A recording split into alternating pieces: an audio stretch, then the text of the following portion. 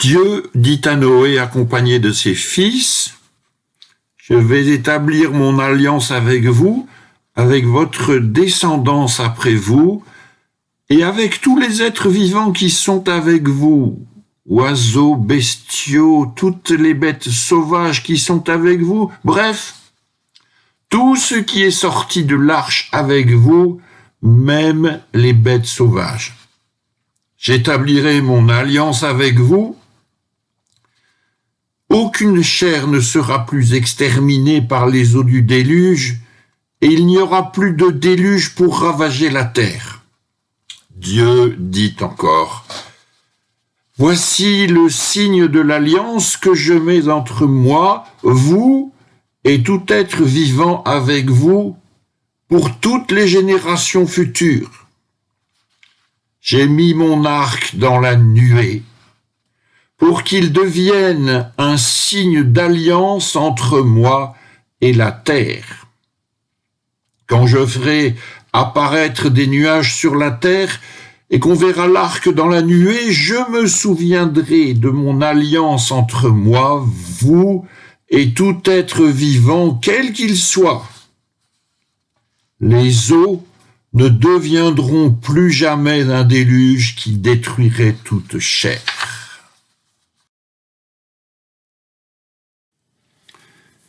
C'est dans l'évangile de Marc. Et c'est à partir du 12e verset dans le premier chapitre. C'est juste après le baptême de Jésus et toutes les manifestations étonnantes qui ont lieu dans ce baptême. Et nous en parlerons. Aussitôt donc, après le baptême de Jésus, l'Esprit le pousse au désert.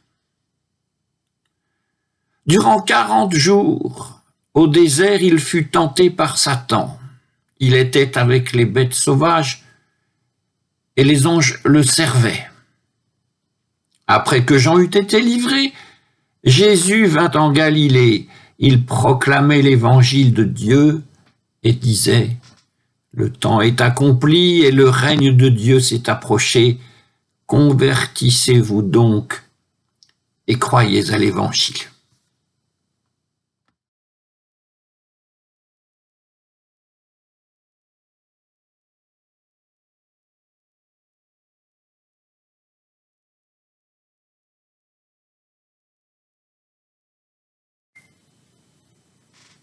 Le 26 décembre 2004, un puissant séisme suivi d'un énorme tsunami ravagea toutes les côtes de l'Asie du Sud, bord de l'océan Indien et jusqu'à l'Afrique de l'Est. Parlons du bilan humain considérable. Des centaines de milliers de vies perdues. Parlons aussi d'affaires à proprement parler miraculeuses, dont une m'a été contée par de vieux chers amis d'une paroisse de l'Ardèche. Leurs enfants étaient partis pour un Noël exotique, destination océan Indien. L'hôtel leur avait donné une chambre au plus près de la plage. Ils étaient là, monsieur, madame, et le 25, le jeune monsieur a commencé à se sentir mal. Il incriminait la plage, la mer, un peu tout, un peu rien, un malaise vague et néanmoins persistant. La réception de l'hôtel n'était pas prise au dépourvu par cet étrange malaise et savait donc quoi faire. Une annexe de l'hôtel sur la colline, quelques dizaines de mètres de dénivelé plus haut, suffisamment haut pour que passe le malaise, ce qu'on m'a raconté, et suffisamment haut aussi pour leur sauver la vie le lendemain. Les vagues, ils les virent à rien de dessus et survécurent. Cela était-il un hasard? Toujours en rapport avec ce tsunami dans l'océan Indien, je dois me ressouvenir de ceci qui m'avait été servi dans mon bureau où j'étais pasteur à l'époque. Ce tsunami, alors accrochez-vous bien, ce tsunami est la punition de Dieu contre ces peuples qui pratiquent une autre religion et qui n'ont pas voulu recevoir Jésus comme leur sauveur. Voilà, vous pouvez relâcher les pieds de votre chaise. Les bras vous en tombent. Il ne fait pas bon être autodidacte en théologie, dirais-je. Comment peut-on imaginer Dieu méditer et mettre en œuvre une telle horreur? Point d'interrogation. Et comment peut-on imaginer aussi qu'il va faire périr le juste, l'unique juste qui vit justement sur les bords de l'océan Indien, qu'il va faire périr le juste avec le méchant? Dieu sauve Noé à cause de sa justice, oui. Mais s'il sauve aussi la femme, les brus et les fils de Noé, ça n'est pas parce qu'ils sont justes eux aussi, mais en raison de la définition de ce que sont le nom de famille et le nom du chef de famille en ces temps-là. Il est plus intéressant, toujours, de dire que la raison pour laquelle Dieu vous sauve est une raison totalement inconnue de vous. La justice de l'homme est inconnue à l'homme. Et puis, tant qu'à réfléchir, nous pouvons dire qu'il n'y a pas vraiment de lien entre le déluge biblique et le tsunami dont nous parlons. Ni non plus d'ailleurs entre les tempêtes et autres tourbillons, avalanches et autres éboulements. Il y a quelque chose d'unique avec le déluge biblique. Et il y a un mot unique, un seul, qui n'a que ce seul usage et qui disparaît de la Bible parce que cela est accompli. C'est un petit peu rigolo parce que ce mot se dit Maboul en hébreu. Le tsunami, non pas le tsunami, le déluge, c'est Maboul. C'est sérieux même si c'est rigolo à cause juste de la langue et d'un hasard de la langue. Mais c'est sérieux car il s'agit de détruire intégralement les hommes, les bêtes et leurs habitats, tout en maintenant en vie un certain reste inconnu, car il va de soi que ceux qui périssent ne savent rien de tout cela, ni ceux qui survivent d'ailleurs. Ce qui suggère de dire que le déluge est à la fois l'abîme de la déréliction et le sommet de l'espérance. Tant qu'il y a un juste quelque part, tout ce qui peut finir peut aussi bien recommencer. Et c'est, d'une certaine manière, ce que veut raconter cette histoire de déluge, mais avec une profondeur absolument insondable. Tout ça pour un seul mot. Retenez-le, vous pouvez le retenir, il vous servira sans vous faire rire, le Maboul. Mais combien tout ce travail sur le langage est exagéré. Combien cette mystique de la fin et du commencement du monde est en deçà de ce que vivent ceux que les vagues ont déforés. et ceux aussi qu'elles ont épargnés. Et si nous tenons comme promesse le « plus jamais » prononcé au jour du déluge, nous pouvons aussi tenir une consolation qui serait attachée à cette promesse. Et toute cette connaissance du déluge pourrait-elle faire de nous des consolateurs reconnus ou efficaces? Eh bien, voyez-vous, cette réflexion telle que nous la menons doit être, elle peut être menée, elle doit être menée, mais elle doit aussi être balayée, parce que plus que les fruits de notre réflexion, il faut qu'advienne la parole. En plus du déluge, ceci donc qui vient est en plus du déluge. Qu'a-t-il donc ressenti Jésus lorsqu'il a vu, lui seul a vu, personne d'autre dans le texte de Marc, Jésus seul voit les cieux se déchirer et l'esprit descendre sur lui comme une colombe? Qu'a-t-il vu? Expérience de plénitude sans doute, et plus sans doute aussi. Expérience de plénitude, expérience extraordinaire, mais ces expériences extraordinaires elles-mêmes, que produisent-elles? Comment dit-on? On dit parfois les chevilles qui enflent. Autant de puissance chez un sujet aussi jeune, nous nous demandons ce qu'il va bien en faire.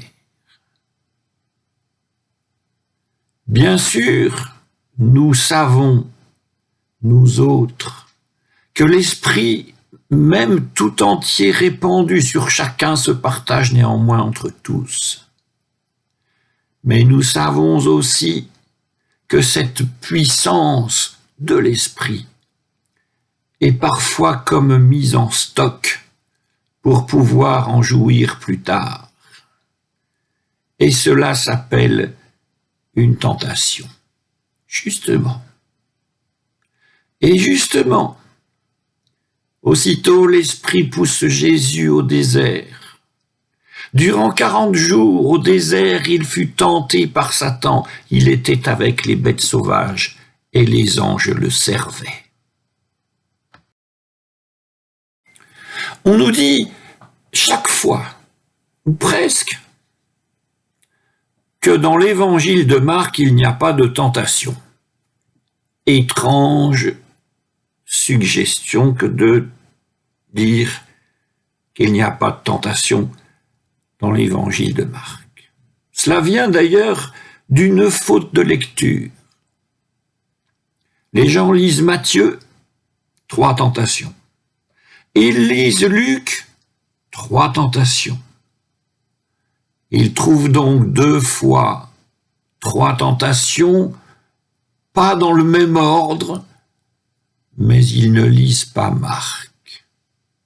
Alors que les tentations y sont bel et bien tenté par Satan d'abord, puis il était avec les bêtes sauvages et les anges le servaient.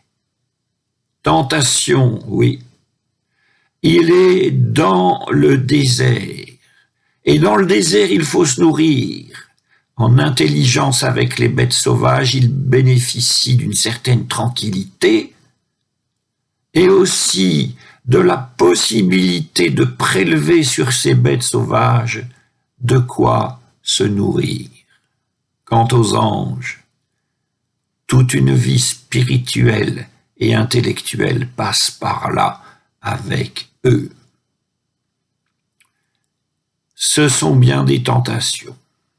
Et puis, il faut dire que l'homme en intelligence avec les bêtes du désert et avec les esprits, c'est le modèle de l'homme dans les littératures de l'ancien temps avec deux noms, Gilgamesh et surtout Enkidu.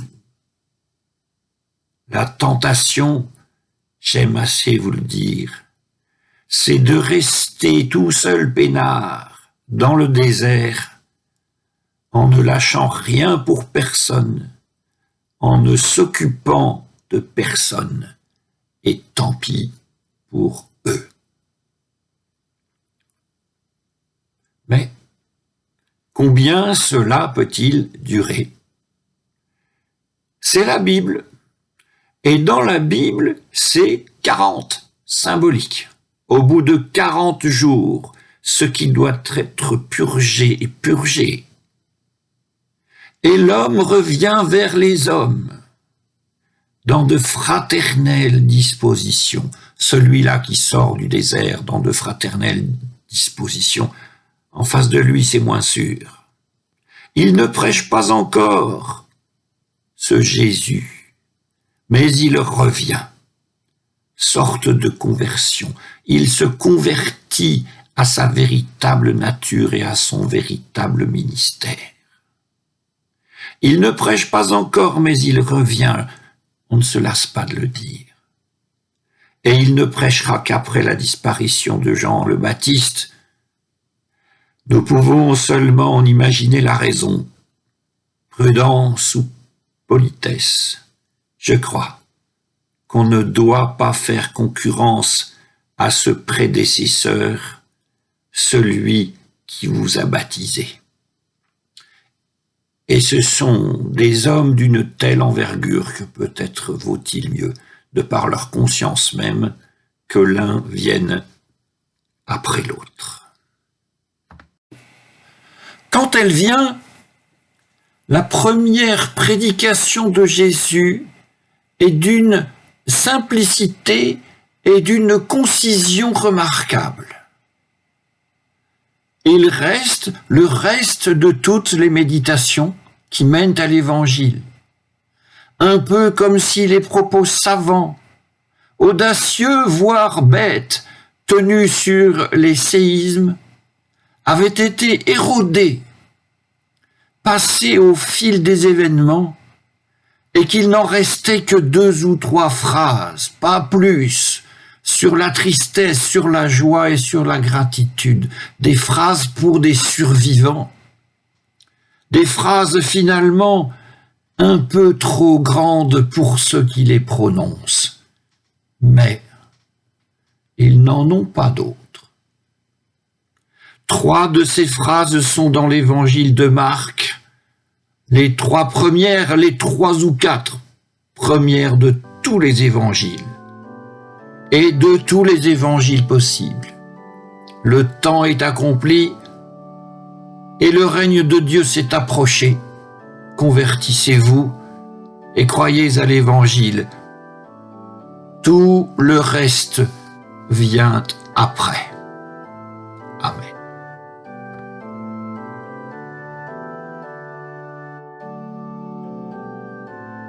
Seigneur, la vie est dure aujourd'hui pour beaucoup de nos contemporains. Se nourrir, se chauffer, se déplacer coûte cher. Nous te confions toutes les personnes, jeunes ou âgées, dont la vie quotidienne est rendue difficile par la situation économique et sociale du monde. La vie est dure aujourd'hui, Seigneur, pour beaucoup de nos contemporains. Ils avaient une pauvre maison, et les tremblements de terre ou les inondations les ont détruites. Ils avaient une pauvre maison et les bombes les ont détruites. Ils ont perdu leurs conjoints, leurs parents, parfois même leurs propres enfants. Nous te confions toutes les personnes victimes des catastrophes naturelles et de la guerre. La vie est dure aujourd'hui, Seigneur, pour beaucoup de nos contemporains. Ils cherchent un asile, sont maltraités par des passeurs qui les exploitent. Ils prennent des risques pour trouver une terre qui le plus souvent ne veut pas d'eux. Nous te confions tous les étrangers victimes de violences physiques ou morales qui espèrent et luttent pour trouver un lieu d'accueil. La vie est dure aujourd'hui, Seigneur, pour beaucoup de nos contemporains. Ils ont été agressés, humiliés, sont devenus des souffre-douleurs parce qu'ils ne sont pas assez beaux, parce qu'ils sont trop comme ceci et pas assez comme cela. Certains ont parfois renoncé à la vie. Nous te confions toutes les personnes, quel que soit leur âge, qui sont découragées, ont perdu espoir et se sentent de trop. Devant tout cela, fais que nous gardions la bonne nouvelle de ta parole. Interviens auprès des dirigeants du monde pour qu'ils œuvrent avec sagesse pour la justice et la paix.